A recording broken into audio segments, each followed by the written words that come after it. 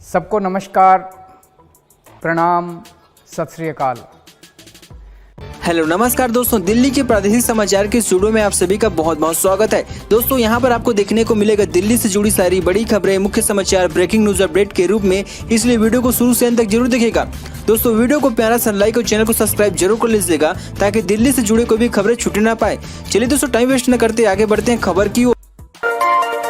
राजधानी दिल्ली में 2016 से 2019 के बीच हुए वार्षिक पौधारोपण के ऑडिट से यह पता चला है कि कई स्थानों पर जंगली जानवरों और आवारा पशुओं ने पौधों को नुकसान पहुंचाया तथा कई स्थानों पर मिट्टी एवं जल संरक्षण के उपायों को नहीं अपनाया गया।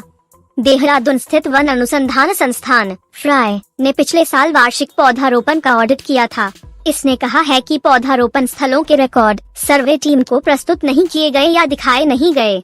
संस्थान ने दिल्ली के वन विभाग को सौंपी एक रिपोर्ट में कहा है कि निगरानी के संदर्भ में और गतिविधियों को भविष्य में लागू करने में यह एक गंभीर समस्या है। सिर्फ पौधों की संख्या, स्थान के नाम और जीआईएस नक्शे दिखाए गए। रिपोर्ट के अनुसार कई स्थानों पर पौधे जंगली जानवरों या आवारा पशुओं के चलते क्षतिग्रस्त पाए गए। नए पौधारोपण के संरक्षण के लिए उपाय की जरूरत है।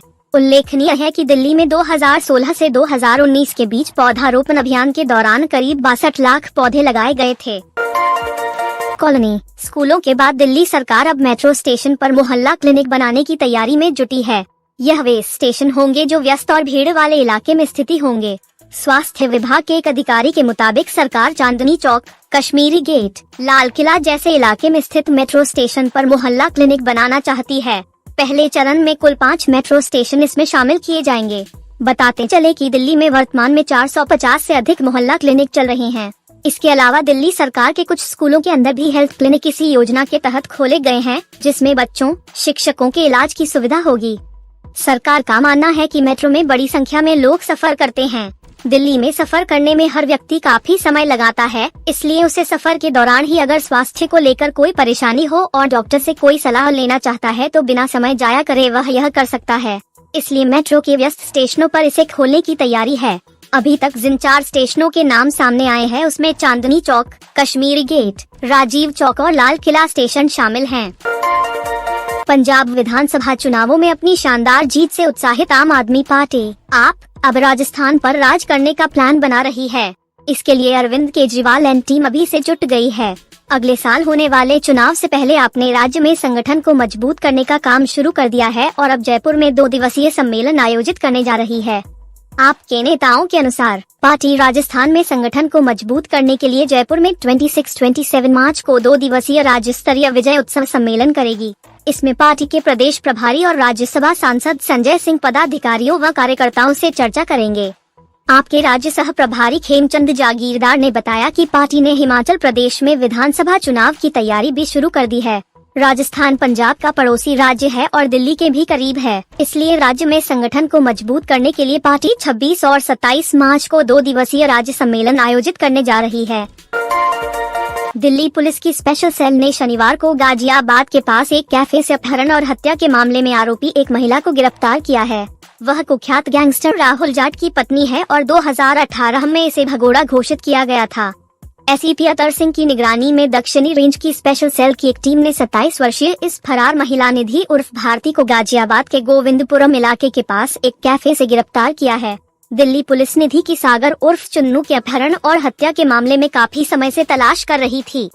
स्पेशल सेल के डीसीपी जसमीत सिंह ने बताया कि गाजियाबाद के गोविंदपुरम क्षेत्र में निधि के आने के बारे में सूचना मिली थी, जिसके आधार पर हमने उसकी गतिविधियों पर चुपचाप निगरानी शुरू कर दी। जैसी ही वह वहां पहुंची, पुलिस टीम उसे कानून की उपयुक्त धाराओं के तहत गिरफ्तार कर लिया। डीसीपी ने कहा कि निधि को इस मामले में 2018 में भगोड़ा घोषित किया गया था। वह गैंगस्टर राहुल जाट की पत्नी है, जो कुख्यात गैंगस्टरों रोहित चौधरी और अंकित गुर्जर का सहयोगी भी था। सरकार द्वारा नीतिगत समर्थन से देश में किफायती घरों को बढ़ावा मिल रहा है, जिससे इससे फ्लैटों की वार्षिक बिक्री के साथ ही आपूर्ति में भी वृद्धि दर्ज की गई है। Online real estate brokerage firm PropTiger.com की रिपोर्ट से यह जानकारी सामने आई है। PropTiger.com ने आंकड़ों का हवाला देते हुए कहा है कि भारत के 8 प्रमुख हाउसिंग बाजारों में कुल घरों की बिक्री का 43% हिस्सा 45 लाख रुपए के मूल्य वर्ग के अंतर्गत था, जो कि भारत में कुछ घरों की खरीद पर सरकार द्वारा मिल रही सब्सिडी का लाभ उठाने के लिए आवश्यक है। कंपनी की report real insight residential annual round up 2021 के अनुसार भारत के 8 प्रमुख रिहायशी बाजारों में घरों की बिक्री 2020 में कुल बिक्री की तुलना में 2021 में 13% बढ़ी। आयकर कानून की धारा 80E के तहत भारत में अपना पहली बार घर खरीदने वालों को 1.50 लाख रुपए की अतिरिक्त कर कटौती की पेशकश करता है यदि घर की कीमत 45 लाख रुपए तक है। खरीदार कर्ज पर प्रधानमंत्री आवास योजना कार्यक्रम PMAY ग्रामीण के तहत सब्सिडी का दावा भी कर सकता है। दिल्ली पुलिस ने एक नाबालिग लड़की के अपहरण के मामले में 72 वर्षीय एक बुजुर्ग व्यक्ति को गिरफ्तार किया है। आरोपी एक ऑटो रिक्शा चालक है और वह लड़की को हरिद्वार ले जाना चाह रहा था। पुलिस ने शनिवार को कहा कि नई दिल्ली जिला पुलिस ने एक अपहरित नाबालिग लड़की को बचाते हुए पीड़िता के साथ राजधानी से भागने से पहले ही आरोपी को गिरफ्तार कर लिया। पुलिस ने बताया कि गीता कॉलोनी निवासी आरोपी रघुनाथ 72 ने पीड़िता के उसके ऑटो रिक्शा में बैठने के बाद उसके साथ छेड़छाड़ की थी। जानकारी के अनुसार 17 मार्च को शिकायतकर्ता ने पुलिस को सूचित किया कि उसकी 11 साल की बेटी बंगाली बाजार से लापता हो गई है। मामले की संवेदनशीलता के कारण जिला पुलिस हरकत में आ गई और 12 खंभा रोड पुलिस स्टेशन में भारतीय दंड संहिता IPC की धारा 363 के तहत FIR दर्ज कर लड़की की तलाश की गई। पुलिस टीम ने संबंधित स्थानों से मिली CCTV फुटेज का विश्लेषण किया और पाया कि पीड़ित एक ऑटो रिक्शा में सवार हुई थी। बॉम्बे हाई कोर्ट ने शनिवार को बड़ा फैसला सुनाते हुए कहा कि जब तक माता पिता जिंदा हैं, बेटों का संपत्ति पर कोई हक नहीं होगा। कोर्ट ने एक महिला की याचिका पर यह फैसला दिया है। दरअसल एक महिला अपने पति का इलाज कराने के लिए अपनी संपत्ति बेचना चाहती थी, लेकिन उसका बेटा मां को संपत्ति बेचने से रोक रहा था। इसके बाद उसकी मां ने बॉम्बे हाई कोर्ट का दरवाजा खटखटाया। हाई कोर्ट ने याचिकाकर्ता सोनिया खान के पक्ष में फैसला दिया। याचिकाकर्ता सोनिया खान ने कहा था कि अपने पति की सभी संपत्ति की वह कानूनी अभिभावक बनना चाहती थी। याचिकाकर्ता का बेटा आसिफ खान उन्हें ऐसा करने से रोक रहा था। वह अपने पिता का फ्लैट बेचने के मां के फैसले के खिलाफ था, इसलिए उसने भी कोर्ट में एक याचिका दाखिल कर दी। आसिफ ने कहा था कि अपने पिता की पूरी संपत्ति का वह लीगल गार्जियन है। उसके माता पिता के 2 फ्लैट हैं, एक मां के नाम पर है और दूसरा पिता के नाम पर है। फ्लैट शेयर हाउस होल्ड की श्रेणी में आता है, ऐसे में फ्लैट पर उसका पूरा हक है।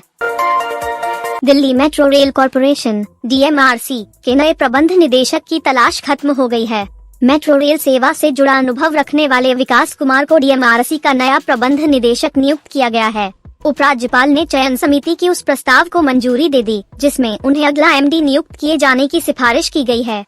ये भी पढ़ें, दिल्ली मेट्रो में सफर कर DMRC कर्मचारी प्रफुल्ल सिंह ने बनाया वर्ल्ड रिकॉर्ड। विकास कुमार का कार्यकाल 1 अप्रैल से शुरू होगा, जो अगले 5 वर्ष तक के लिए होगा। उपराज्यपाल की तरफ से स्वीकृति मिलने के बाद दिल्ली सरकार ने शनिवार को इस संबंध में आदेश जारी कर दिया है। DMRC के वर्तमान प्रबंध निदेशक मंगू सिंह का 31 मार्च को कार्यकाल पूरा हो रहा है। ऐसे में दिल्ली सरकार ने नए निदेशक की नियुक्त की चयन प्रक्रिया शुरू की थी। फरवरी में ही आवेदन आमंत्रित किए गए थे। साथ ही उप मुख्यमंत्री मनीष सिसोदिया की अध्यक्षता में एक चयन समिति का गठन किया था। समिति में परिवहन मंत्री कैलाश गहलोत, मुख्य सचिव और एक बाहरी विशेषज्ञ शामिल थे। उत्तरी दिल्ली नगर निगम के चांदनी चौक गांधी मैदान में बन रही एशिया की सबसे बड़ी बहुमंजिला पार्किंग जुलाई माह के अंत तक पूरी हो जाएगी। पार्किंग का निर्माण कार्य पहले फरवरी माह के अंत तक पूरा किए जाने का समय रखा गया था। इंजीनियरिंग विभाग के वरिष्ठ अधिकारियों का कहना है कि लॉकडाउन और वायु प्रदूषण को लेकर निर्माण कार्य बंद रहने की वजह से काम में देरी हुई। मैदान में 5 मंजिला बहुमंजिला पार्किंग के निर्माण का कार्य सितंबर 2019 में शुरू किया गया था। परियोजना को PPP मॉडल पर तैयार किया जा रहा है। परियोजना के शुरू होने के समय कहा गया था कि इसका निर्माण कार्य फरवरी 2022 तक पूरा कर लिया जाएगा। इंजीनियरिंग विभाग के वरिष्ठ अधिकारियों का कहना है कि PPP मॉडल पर जिस कंपनी के साथ यह प्रोजेक्ट को तैयार किया जा रहा है, उस कंपनी की तरफ से निगम को 500 करोड़ रुपए का भुगतान किया जा चुका है। साथ ही उत्तरी निगम को कंपनी की तरफ से 47 करोड़ रुपए का ब्याज भी चुकाया जा चुका है। इस प्रोजेक्ट को लेकर उत्तरी निगम को किसी भी तरह की आर्थिक दिक्कत नहीं है।